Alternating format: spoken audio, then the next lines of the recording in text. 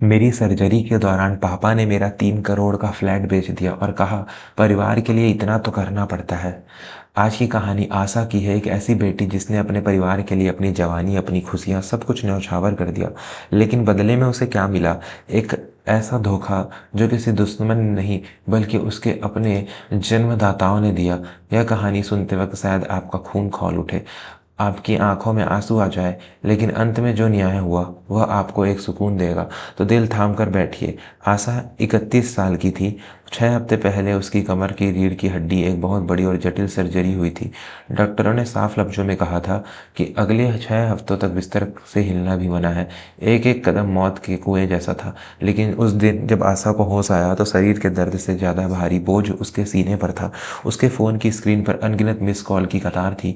उसकी आंखों के आगे अभी भी दवाइयों का धुंधलापन छाया था। गला रेगिस्तान की तरह सूखा था और पीठ में ऐसा महसूस हो रहा था कि जैसे किसी ने लोहे की कीलें ठोक दी हो। नर्स ने फ़ोन उसके हाथ में थमाया और धीमी आवाज़ में बोली, मैडम आपके घर वाले बहुत परेशान होकर कॉल कर रहे थे। आशा के मन में पहला ख्याल आया था कि शायद घर में कोई मुसीबत आ गई है। उसकी छोटी बहन रिया की शादी थी, बड़े शहर की बड़ी शादी। वही दिखावा, वही फूलों की सजावट, वही झूठी शान और शौकत जिसका बोझ हमेशा आशा को उठाना था। कांपते हाथों से आशा ने पिता के वॉइस मेल प्ले किया। उम्मीद थी कि पिता उसका हाल पूछेंगे, पूछेंगे कि बेटा दर्द कैसा है। लेकिन उधर से जो आवाज़ आई वह अजीब तरह से शांत थी, इतनी शांत जैसे कोई बड़ी उपलब्धि हासिल कर ली हो।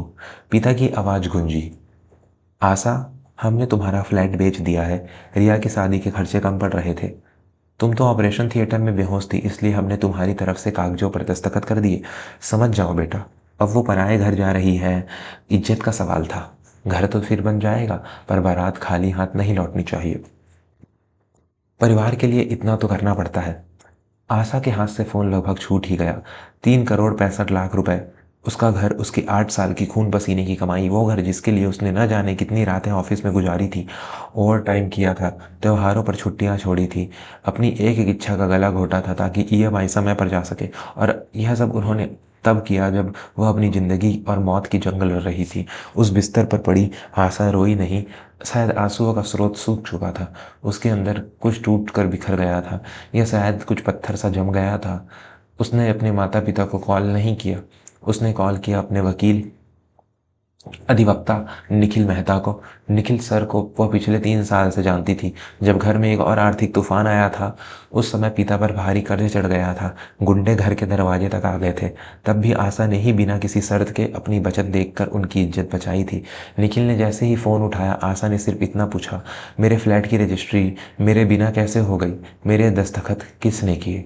निखिल की आवाज़ गंभीर थी, आशा जी, आपको घबराना नहीं है। आप अभी रिकवरी में हैं। बस मैं जो कहूँ वैसा ही कीजिए। सारे सबूत बचाइए, हर कॉल रिकॉर्ड कीजिए और किसी को भी लिखित में कोई जवाब मत दीजिए। यह सिर्फ धोखा नहीं, यह एक बहुत बड़ा षड्यंत्र है। बिस्तर पर लेटे लेटे आशा का दिमाग घोड़े की रफ्तार से दौड़ रहा था। उसे पिछले साल की बातें याद आने लगी। जब उसने माँ को सर्जरी की तारीख बताई थी तो माँ ने लापरवाही से कहा था, अच्छा ठीक है, और पीछे से रिया की खिलखिलाने की आवाज़ आ रही थी। आशा ने कहा था, माँ मुझे अस्पताल से घर ले जाने के लिए किसी की ज़रूरत होगी। तो माँ ने जवाब दिया था, बेटा उस समय तो घर में शादी की तैयारियां चल रही होंगी, मेहमान होंगे, तू देख लेना, तू तो हमेशा सब संभाल लेती है। हाँ, आशा ने हमेशा देख लिया था, स्कूल की फीस से लेकर कॉलेज की पढ़ाई तक, अपनी नौकरी लगने के बाद घर के राशन से लेकर रिया के नए आईफोन तक। जब रिया को कुछ चाहिए होता तो घर में मीठी मीठी बातें होती, उसकी उम्र है, उसे शौक है। और जब आशा को ज़रूरत होती तो वही पुराना डायलॉग, तू बड़ी है, तू समझदार है, तू मजबूत है। सर्जरी से ठीक 5 दिन पहले भी माँ का फ़ोन आया था, बेटा बस थोड़े पैसे और चाहिए, शादी में कोई कमी नहीं रहनी चाहिए, समधी वाले क्या कहेंगे। आशा ने कहा था आशा ने कहा था, माँ मैं ऑपरेशन के लिए जा रही हूँ, मेरे पास अब और नगद नहीं है।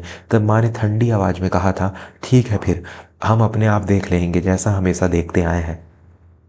अब समझ आ रहा था कि उन्होंने सच में देख लिया था। आशा के भविष्य की बलि चढ़ाकर अस्पताल से डिस्चार्ज होकर जब आशा अपने किराए के कमरे में पहुंची तो वह धीरे धीरे चल रही थी। एक हाथ में वॉकर था, दूसरे में असहनीय दर्द। और उसी दर्द के बीच रिया का फ़ोन आया। उसकी आवाज़ में शहद घुला था, लेकिन उसके नीचे का जहर साफ झलक रहा था। दीदी, मम्मी पापा बहुत परेशान हैं, आप प्लीज़ उनकी इज्जत मत ख़राब करना, बस शादी शांति से हो जाने दो, फिर हम सब बैठ कर बात करेंगे। आशा ने सीधा सवाल किया, तुम्हें पता था रिया? तुम्हें पता था कि मेरा सर्जरी के दौरान मेरा घर बेचा जा रहा है? रिया तपाक से बोली, दीदी मैं फाइनेंस के पचड़ों में नहीं पड़ती, मुझे बस मेरी शादी परफेक्ट चाहिए। और वैसे भी आप तो कमाती हो, आप और ले लोगी। उस रात रिया ने सोशल मीडिया पर एक पोस्ट डाली, अपनी रोती हुई फोटो के साथ कैप्शन लिखा, कुछ लोग अपनी सगी बहन की खुशियां भी नहीं देख सकते, जलन इंसान को अंधा कर देती है। और फिर क्या था, रिश्तेदारों के फोन आने लगे, बुआ चाची मौसी सब आशा को कोस रहे थे। आशा तू इतनी स्वार्थी कैसे हो गई? शादी के समय घर की बात बाहर नहीं लाते, बड़ी बहन होकर छोटी का घर उजाड़ रही है। किसी ने एक बार भी नहीं पूछा कि आशा तुम्हारी सर्जरी कैसी रही, तुम जिंदा भी हो या नहीं। आशा ने उन सभी तारों के स्क्रीनशॉट लिए और एक फोल्डर में सेव कर लिया। उसे पता था कि उसके सच का दिन आएगा। उसी रात उसने निखिल को फ़ोन किया और कहा, मैं शादी में आ रही हूँ। निखिल ने पूछा, किस लिए? तमाशा देखने? आशा ने जवाब दिया, नहीं, तमाशा ख़त्म करने। उन्होंने जो मेरे साथ अंधेरे में किया, उसका जवाब मैं वहीं दूंगी जहां उन्हें सबसे ज़्यादा रोशनी और दिखावा पसंद है। अगले 14 दिन आशा के जीवन के सबसे कठिन दिन थे। वह दर्द में थी, लेकिन इस उसका इरादा लोहे सा मजबूत था। निखिल ने एक बात कही थी, आशा जी, अगर आपको वो पुरानी फाइल याद है, आपके माता पिता के वर्तमान घर वाली, तो वो इस केस में ब्रह्मास्त्र साबित हो सकती है। आशा ने आंखें बंद की। हाँ, वो उसे वो फाइल याद थी। अगर वो सच बाहर आया तो शादी सिर्फ शादी नहीं रहेगी, एक युद्ध का मैदान बन जाएगा। शादी जयपुर के एक आलीशान 5 सितारा होटल में थी। बड़े बड़े झूमर, मखमली कालीन, मेहमानों के लिए महंगे कमरे, हर चीज़ की कीमत लाखों में थी। और यह सब आशा के बेचे हुए घर के पैसों से हो रहा था। आशा रिसेप्शन वाले दिन वहाँ पहुंची, हाथ में छड़ी, चेहरे पर बीमारी की थकान, लेकिन आंखों में एक अजीब सी आग। जैसे ही वह हॉल में दाखिल हुई, सबकी नज़रें उस पर टिक गई। माँ का चेहरा ऐसे सख्त हो गया जैसे उन्होंने किसी भूत को देख लिया हो। पिता ने जबरदस्ती की मुस्कान के साथ कहा, अरे आशा तुम आ गई, अच्छा है परिवार एक साथ दिखेगा तो लोग बातें नहीं बनाएंगे।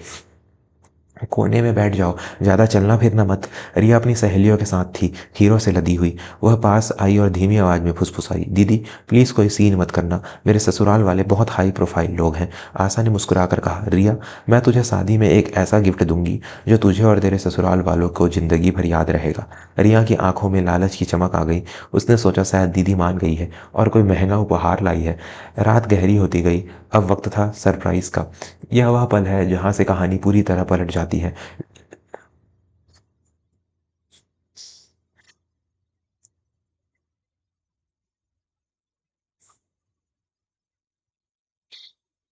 रिसेप्शन में एक रस्म थी, फैमिली ट्रिब्यूट, जहां दूल्हा दुल्हन के बचपन की तस्वीर और वीडियो चलाए जाते हैं। लोग भावुक होते हैं, तालियां बजा बजती है।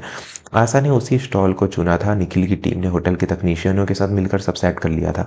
एंकर ने माइक पर अनाउंस किया, अब अब दुल्हन की बड़ी बहन आशा की तरफ से एक छोटा सा दिल को छू लेने वाला वीडियो संदेश। हॉल में लाइटें धीमी हो गई।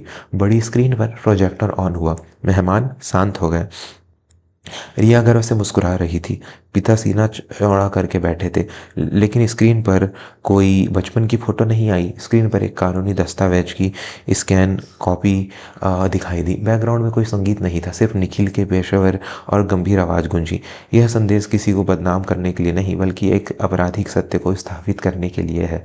दिनांक 15 अक्टूबर, स्थान सिटी हॉस्पिटल। मरीज आशा बेहोशी की हालत में। और उसी वक्त सब रजिस्ट्रार के दफ्तर में आशा के नाम पर 3.5 करोड़ की संपत्ति का हक सांचरण। यह एक गंभीर धोखाधड़ी और जालसाजी का मामला है।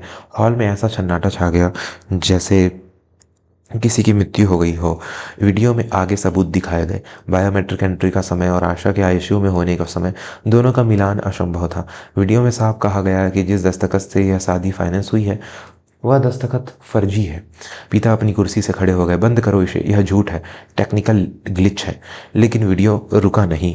अगली स्लाइड में और भी भयानक थी। तभी होटल के मुख्य दरवाजे से निखिल अपने 2 सहायकों के साथ अंदर आए। उन्होंने सीधे दूल्हे के पिता मिस्टर खन्ना के हाथ एक फाइल थमाई। मिस्टर खन्ना जो खुद एक रिटायर्ड जज थे, उन्होंने फाइल खोली। 2 पन्ने पलटते ही उनका चेहरा अब पत्थर जैसा सख्त हो गया।